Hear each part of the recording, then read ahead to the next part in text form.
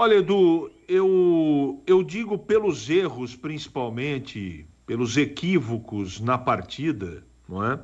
Que a Ponte não merecia outro tipo de resultado e eu explico por quê.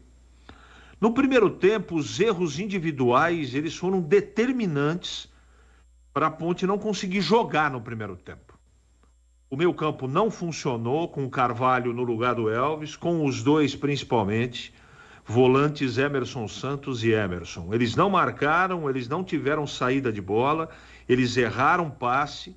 A Ponte marcava num todo, não só os dois Emerson, mas muito distante. E o meio-campo com Juninho, Felipe Amaral, Moisés e Benítez fez o que quis da Ponte no primeiro tempo. Tocou a bola, carregou a bola, fez triangulação, teve oportunidade. E o América no primeiro tempo só não foi mais feliz fazendo 2-0 porque o Dudu Vieira se matou de tentar resolver o problema que os dois volantes não resolviam, diminuir o espaço e não permitir que o América chegasse. Além disso, o Castro muito desconectado com a partida. E os demais jogadores também. O Gabriel Novaes no mundo da lua. O Matheus Regis no mundo da lua. Ficava lá na frente no primeiro tempo. O Seu Gé lutando que nem um maluco. A bola pouco chegou, ele se irritou, como ele sempre se irrita. E a Ponte não merecia no primeiro tempo outro tipo de destino que não fosse a derrota parcial. Veio o intervalo e veio o Elvis para o segundo tempo. Mas os problemas individuais foram tamanhos que nem só o Elvis resolveu o problema, não é? Tinha mais problema.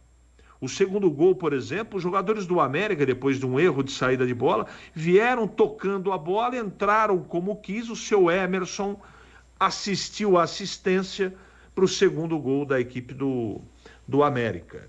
Aí vieram as outras mexidas, mas a Ponte emocionalmente, depois de tomar o segundo gol no segundo tempo, demorou uns 10, 15 minutos para voltar para a partida.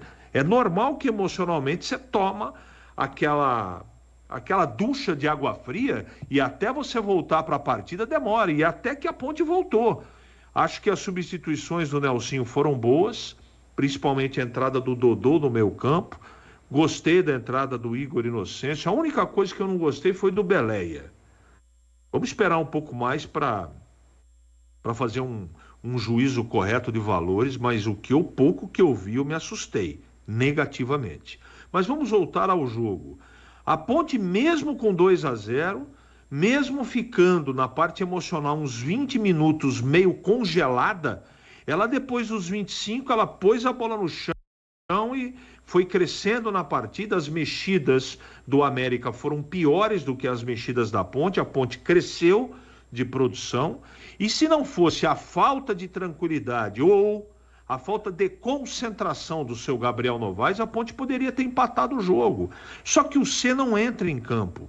Quando você vai para jogar no Independência contra um time que era líder até outro dia, você não pode ter esse tipo de comportamento. Esse jogo desconectado, desconexo, que alguns atletas entraram. Aí o plano de jogo pode ser o melhor possível. Se a execução não for legal, vai tudo por água abaixo. E foi o que aconteceu. A Ponte perdeu para o América no primeiro tempo e voltou desligada para o segundo tempo. Então aí fica complicado. Eu não estou defendendo o treinador, não, que mexeu, demorou para tirar um dos Emerson de campo. Demorou. Tem culpa, sim. Tinha que ter entrado com o Elvis, mas não foi só por isso.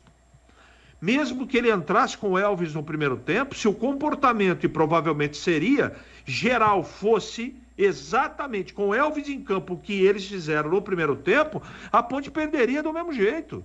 Não pode só jogar 15, 20 minutos no segundo tempo. Tem que fazer um jogo uniforme de concentração para poder ter, contra um time bom como esse time do América, você ter sucesso fora de casa.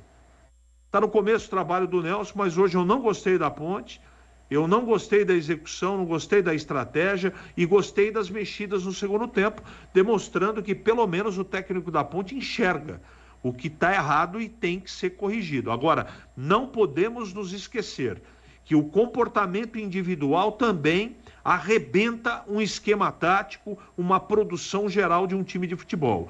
E hoje, principalmente, na minha modesta opinião, alguns jogadores ficaram no hotel, literalmente, jogando sem intensidade e principalmente, Edu, sem concentração.